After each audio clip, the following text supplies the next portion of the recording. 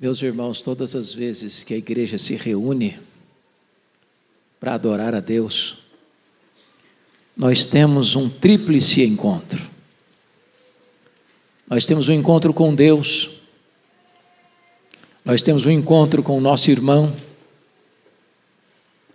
e nós temos um encontro com nós mesmos.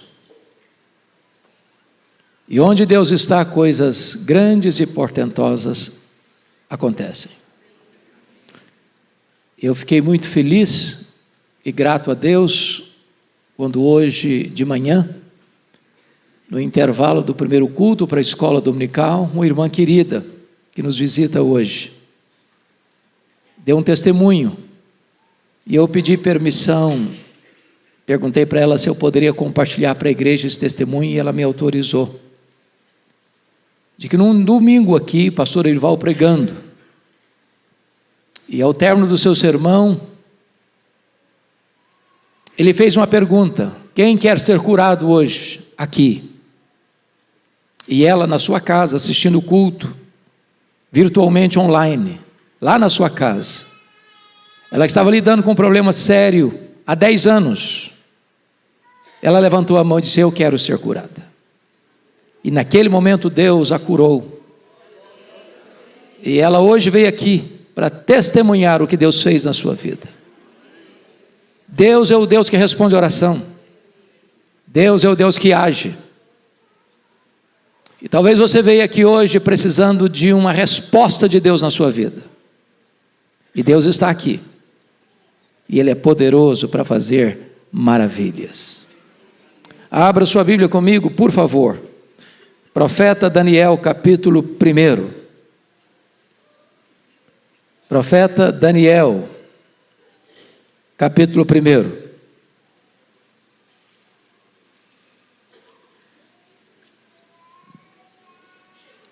Vou ler até o versículo 21, todo esse capítulo.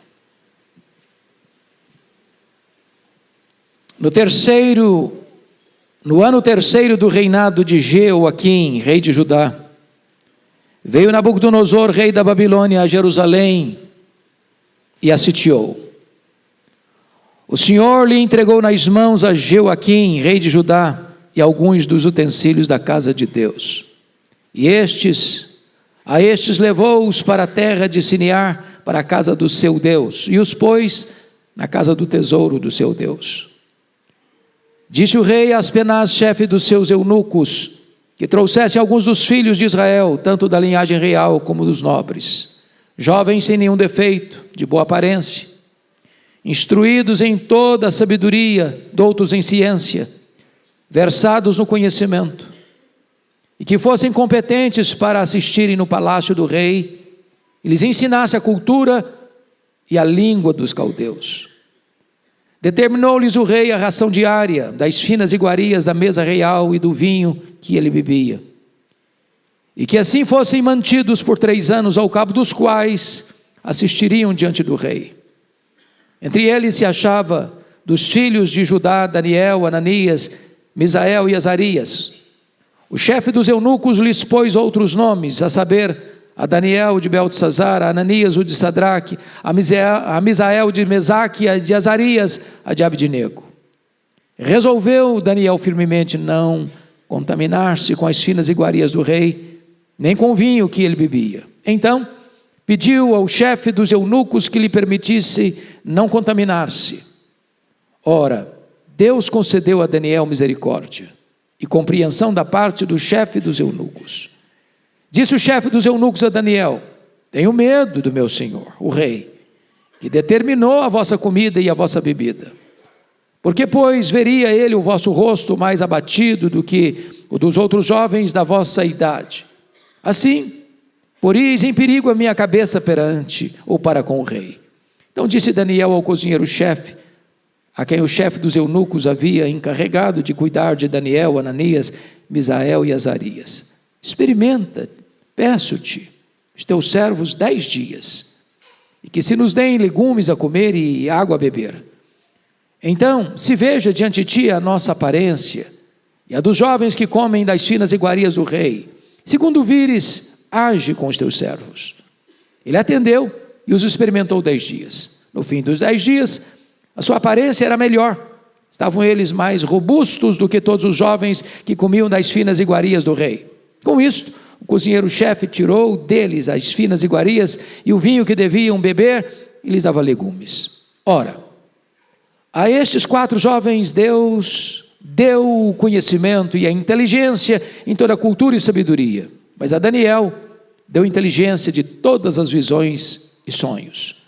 Vencido o tempo determinado pelo rei para que os trouxessem, o chefe dos eunucos os trouxe à presença de Nabucodonosor. Então o rei falou com eles, e entre todos não foram achados outros como Daniel, Ananias, Misael e Azarias. Por isso passaram a assistir diante do rei.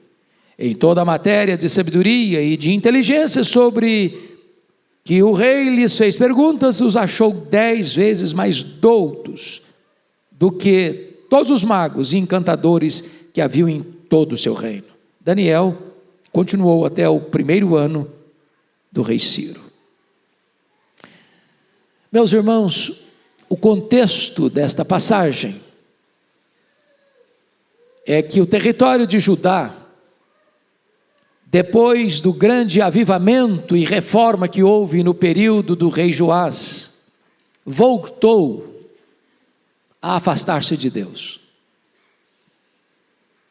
E então os conflitos políticos da época, em que a Assíria guerreava contra o Egito, as 2 potências, Israel no meio. Israel entra na batalha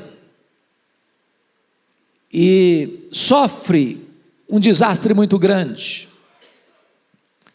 porque o rei é morto pelo Neco, imperador do Egito, mas mais tarde a Babilônia conquista o Egito, cerca Jerusalém, para saquear a cidade, sitiar a cidade, tomar a cidade.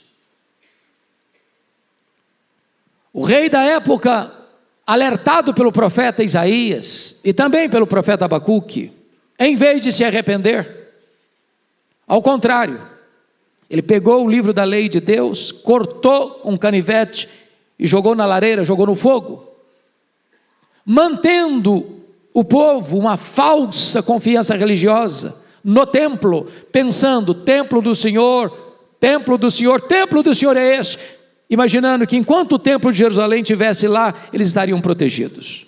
Pois bem, no ano 606, Nabucodonosor cercou Jerusalém,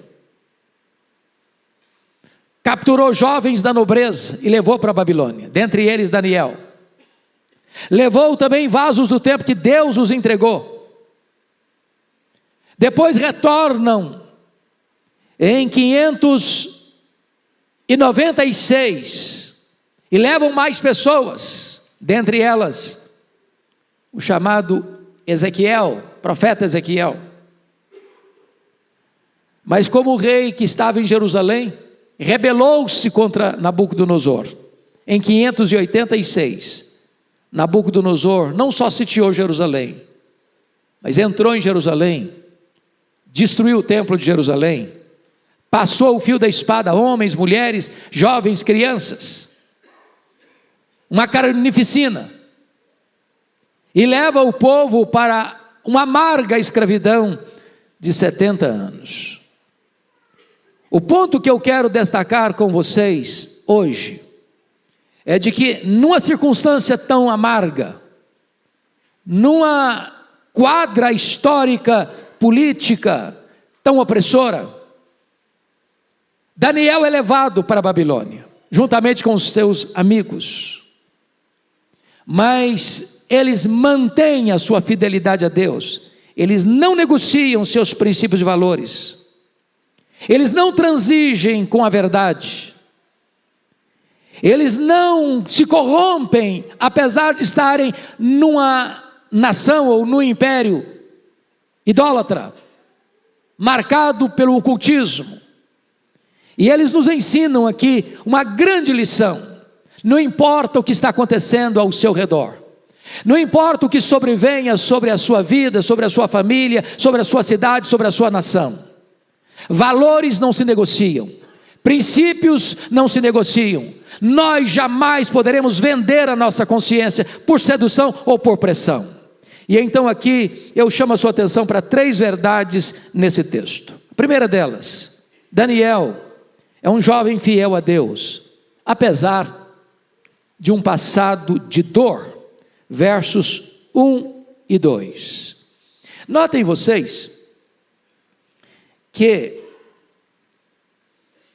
é o próprio Deus que é o agente dessa história no verso 2. O Senhor lhe entregou nas mãos a Joaquim, rei de Judá, e alguns dos utensílios da casa de Deus. Judá não caiu porque Judá era fraco e a Babilônia era forte. Isso é um fato histórico, inquestionável.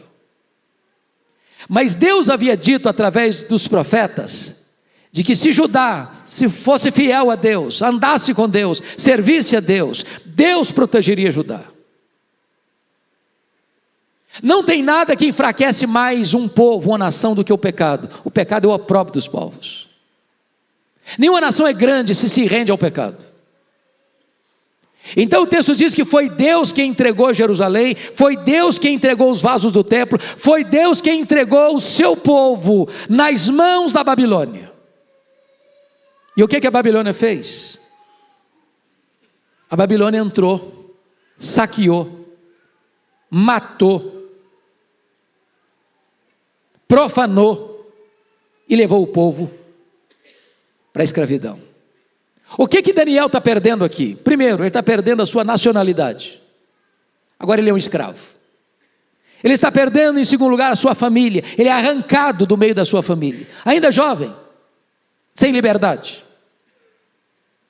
Ele é um escravo, ele não tem liberdade, ele não tem opção, ele não tem escolhas. Ele é levado, ele não vai. Ele é um escravo. Mais do que isso, ele perdeu os pilares da sua religião. O seu templo vai ser arrasado e destruído. As pessoas que foram levadas para a Babilônia chegam lá sem sonhos. Eles se assentam às margens dos rios da Babilônia e eles só choram, e eles só têm reminiscências amargas, e o que eles têm no coração é sede de vingança. Mas Daniel vai, e ele influencia o meio onde está.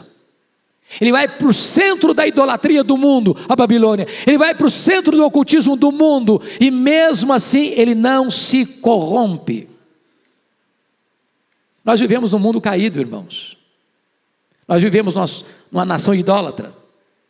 Nós vivemos numa nação que caminha célere para o ocultismo.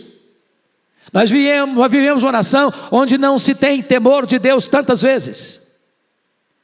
Pressionados ou seduzidos, cabe-nos como Daniel, apesar de um passado de dor, manter a nossa integridade inegociável. Inegociável. Mas tem uma segunda lição que eu quero destacar. Daniel é um jovem fiel a Deus, apesar de um presente de oportunidades e grandes riscos. Confira comigo, por gentileza, dos versos 3 a 8. Primeiramente, versos 3 e 4, Daniel é escolhido para estudar na Universidade da Babilônia.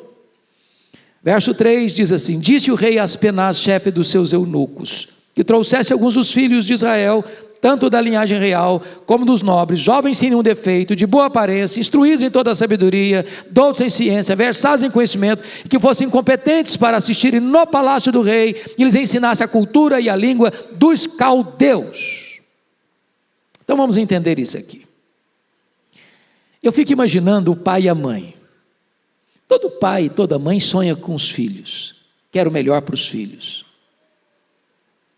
emprega os melhores recursos para botar numa boa escola, dá a melhor formação, e os pais nos bastidores ficam torcendo pelos filhos, vibrando com os filhos, celebrando a vitória dos filhos, desejando que os filhos alcem voos.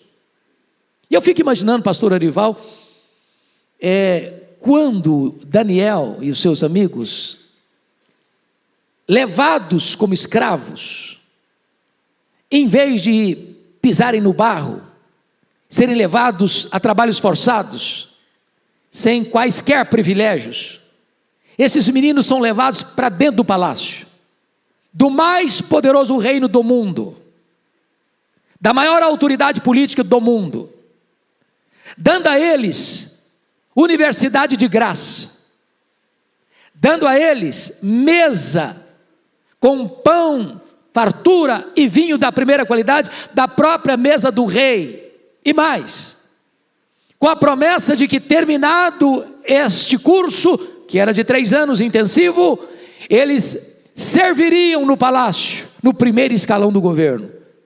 E pai e mãe dizendo: olha que chance, que bênção, que privilégio, os meus filhos, universidade de graça, tudo pago pelo governo, comida de graça na mesa do rei, bebendo o vinho do rei, e com garantia de emprego no primeiro escalão do governo do maior império do mundo. Que privilégio, que honra, que oportunidade.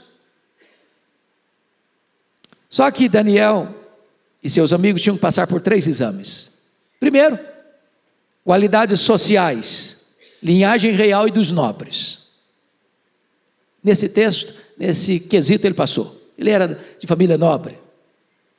Segundo tipo de exame, qualidades físicas e morais, sem nenhum defeito e de boa aparência. Também passou nesse quesito. Terceiro exame, qualidades intelectuais, instruídos, doutos, versados e competentes. O que passa a entender para nós que Daniel, lá em Judá, já era um menino estudioso. Seus pais já cuidaram da educação dele desde a infância. Ele está indo como jovem, mas ele passa nesses critérios. E então, eles são aprovados para se matricularem na melhor universidade do mundo, com garantia de emprego e o melhor emprego do mundo, com todas as despesas pagas pelo governo. Parece uma grande oportunidade. Agora, prestem bem atenção. Alguém já disse que todas as maçãs do diabo são bonitas, mas elas têm bicho. As ofertas glamorosas do mundo podem trazer a você vantagens imediatas, mas elas vão cobrar a sua própria alma. Aqueles que vendem a alma para o diabo, para se enriquecerem, vão desfrutar de privilégios por um tempo, mas isso vai custar um preço altíssimo amanhã. E então eles estão naquela situação do filme Advogado do Diabo, que o cara se encanta com as propostas, o cara se encanta com o dinheiro, o cara se encanta com as promoções, o cara se encanta com aquilo que está acontecendo de fascinante na vida dele, que sai de uma cidade do interior, vai para Nova York, e ele é o centro das atenções, mas ele está tendo que vender a alma para o diabo, para alcançar isso. Quais eram os perigos que eles enfrentavam? Veja comigo o versículo 5. Determinou-lhes o rei a ração diária, das finas iguarias da mesa real, e do vinho que ele bebia. Irmãos, isso parece estranho para nós. Como é que o maior rei do mundo, o imperador do mundo, Nabucodonosor, a cabeça de ouro, que mandava em tudo, vai se preocupar com um cardápio? Isso não é papel de um rei? Por que o rei não recomenda, o rei não pede, o rei determina? Porque exatamente é na mesa que começa a aculturação. É no cardápio que começa a concessão. Porque toda a comida que era servida na Babilônia, antes de ser consumida, era consagrada aos deuses pagãos. Assentar essa mesa e partilhar dessas iguarias era abrir mão de uma consciência onde os absolutos de Deus tinham que prevalecer.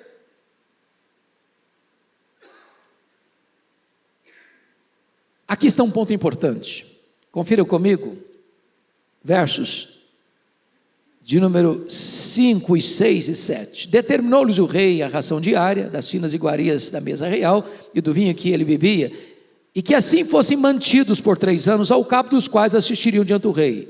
Então, entre eles estavam os 3 jovens lá, Daniel e os 3 amigos, o chefe dos eunucos lhes pôs outros nomes, a saber, Daniel de Belsazar, Ananias de Sadraque, Misael de Mesaque, Azarias de Abednego. O que está acontecendo aqui?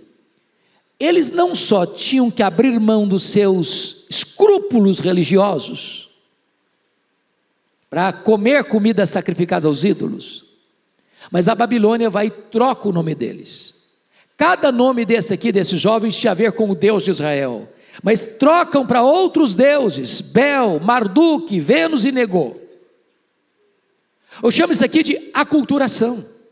Dá um banho babilônico neles, dizendo para eles: olha, jovens, agora vocês saíram daquela fase primitiva de religião, agora vocês não têm mais que crer naquelas verdades que contaram para vocês como verdades, agora vocês levantaram voos mais altos, agora vocês chegaram na universidade, agora aquilo que vocês creram não faz mais sentido, agora vocês têm uma fase mais avançada, científica, agora larguem para lá todo esse legado, toda essa herança que vocês receberam, agora está na hora de vocês começarem a pensar de forma mais clara, científica, larguem a sua fé.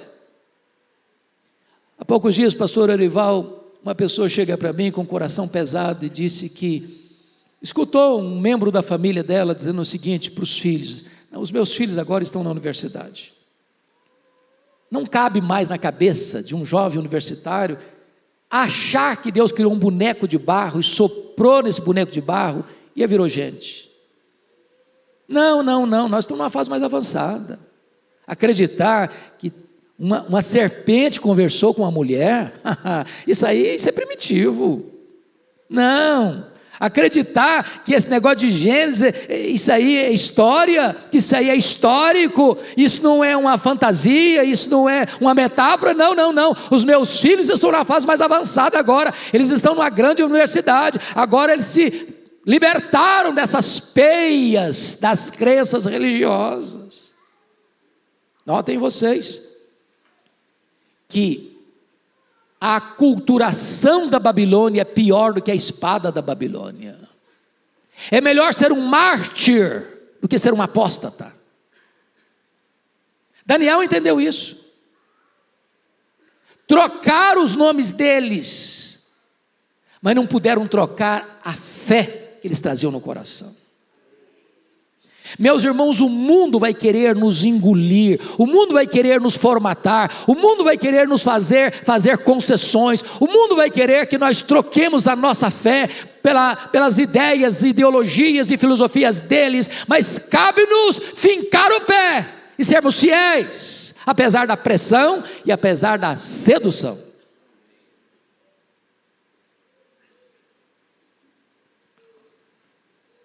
Eu vou lhes dizer que as ofertas vantajosas da Babilônia eram piores do que a perseguição da Babilônia. E nós temos que nos acautelar sobre este grande risco da aculturação, da formatação, desse verniz que a Babilônia queria colocar sobre eles. Mas agora, vejamos qual foi a postura de Daniel e dos seus amigos em relação a isso. Veja comigo o versículo 8. Você pode ler o verso 8 em voz alta comigo? Vamos juntos? Resolveu Daniel firmemente não contaminar-se com as finas iguarias do rei, nem com o vinho que ele bebia. Então pediu ao chefe dos eunucos que lhe permitisse não contaminar-se.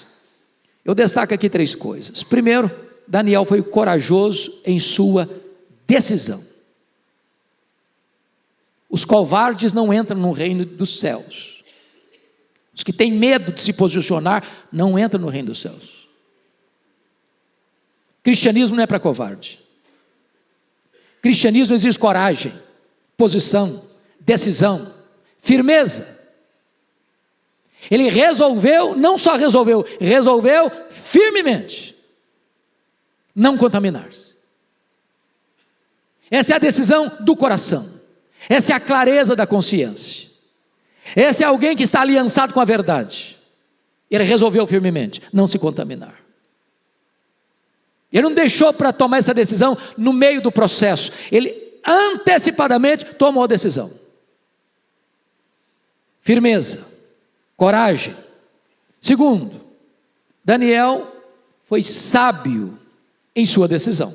Porque notem vocês no verso 8, que ele resolveu firmemente não contaminar-se. Mas está escrito, então pediu. Aqui é humildade. Aqui é sabedoria. Que imagine vocês a seguinte cena comigo. Chega lá o chefe dos eunucos e diz: olha, o rei Nabucodonosor determinou a ração de vocês, o que vocês vão comer, o que vocês vão beber. Agora imagine Daniel respondendo assim: olha, mas eu resolvi no meu coração que eu não vou comer isso aí, não vou beber isso não. Mas foi ordem do rei. Falei, azar do rei, se vira o rei. Eu tomei a minha decisão e acabou. O que vocês acham que aconteceria com ele? Ele não sobreviveria ao dia seguinte. Seria morto. E se morresse, não seria um mártir, seria um tolo. Porque uma coisa é firmeza, outra coisa é sabedoria. Ele resolveu firmemente, mas ele pediu. A humildade cabe em qualquer lugar. A sabedoria cabe em qualquer lugar. É por isso, irmãos, que Daniel pôde mais tarde manter-se firme em provas talvez maiores. Porque quem negocia pequenos princípios, amanhã vai negociar grandes princípios. Quem cede 1 centímetro hoje, vai ceder 1 quilômetro amanhã. Quem não tem coragem de se posicionar hoje, vai se tornar um escravo do sistema amanhã. É por isso que lá em Daniel capítulo 6, houve um momento num outro império, que armaram contra ele, a ponto de Daniel ser jogado numa cova dos leões. E essa era a pior forma de pena de morte do Império Medo-Persa, era jogar alguém dentro de uma cova dos leões. E Daniel, mesmo sabendo que ele estava sentenciado à morte, ele continuou fazendo o que sempre fez: abrir a janela e orar. Era proibido a ele orar a outro Deus que não ao rei, mas ele continua fiel a Deus. Não nos importa viver, importa-nos ser fiéis a Deus. Se vamos viver ou morrer, isso não é decisão nossa, é de Deus. Cabe-nos ser fiéis a Deus, independentemente do que vai nos acontecer. É isso que Daniel está nos ensinando. Mas em último lugar, Daniel, um jovem fiel a Deus, apesar de um futuro de glória. Meus irmãos, mais pessoas caíram no topo da montanha do que na base da pirâmide. Mais pessoas caíram no sucesso do que na escassez. Quer conhecer um ser humano? Dê poder para ele.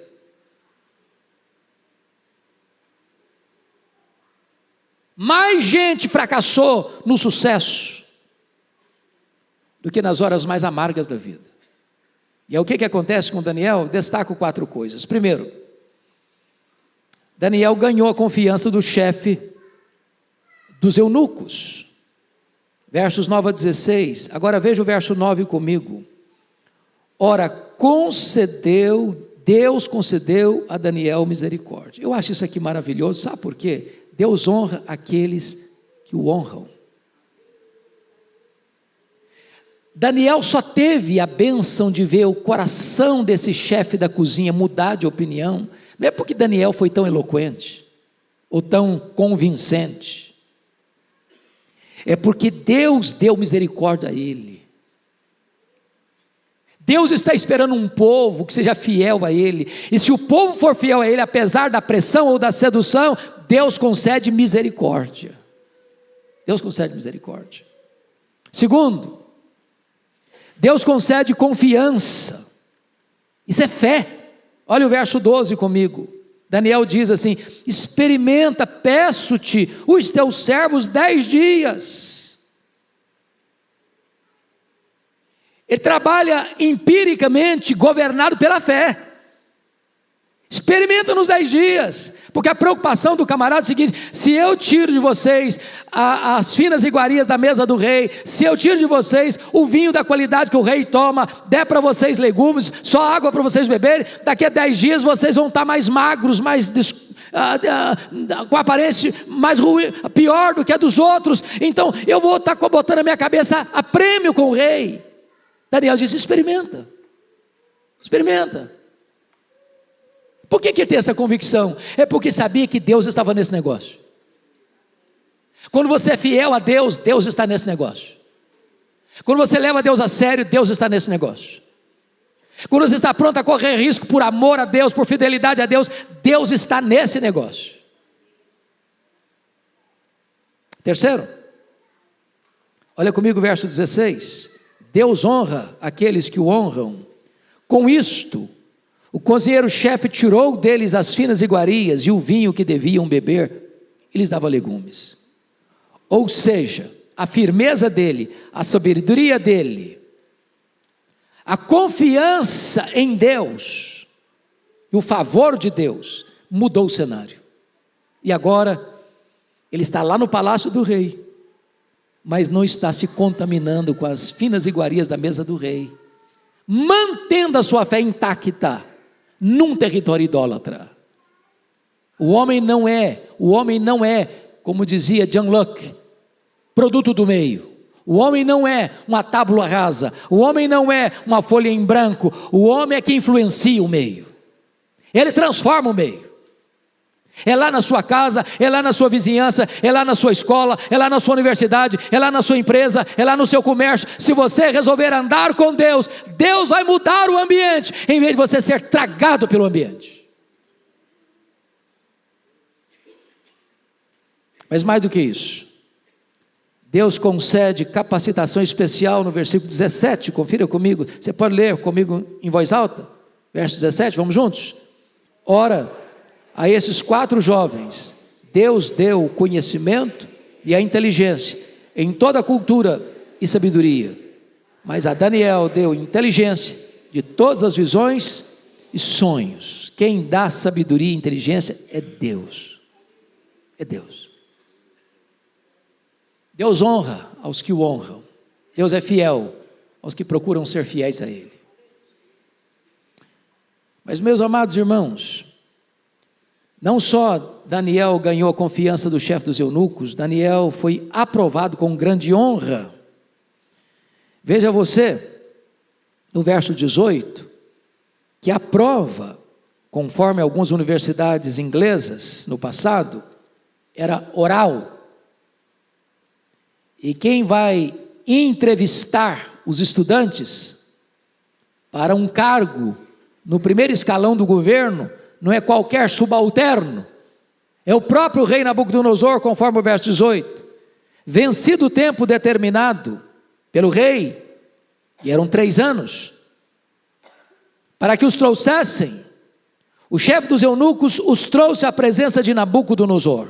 Verso 19, então o rei falou com eles, e entre todos não foram achados outros como Daniel, Ananias, Misael e Azarias, por isso passaram a assistir diante do rei.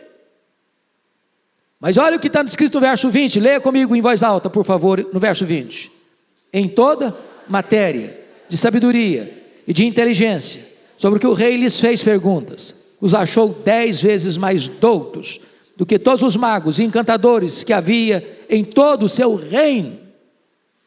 10 vezes mais. Passou na prova com louvores. E o que acontece? Está escrito, versículo 19, parte B, por isso passaram a assistir diante do rei.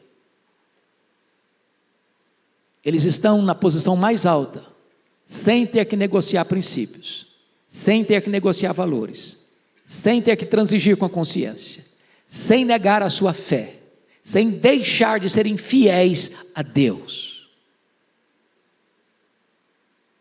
Para mim isso é uma grande lição.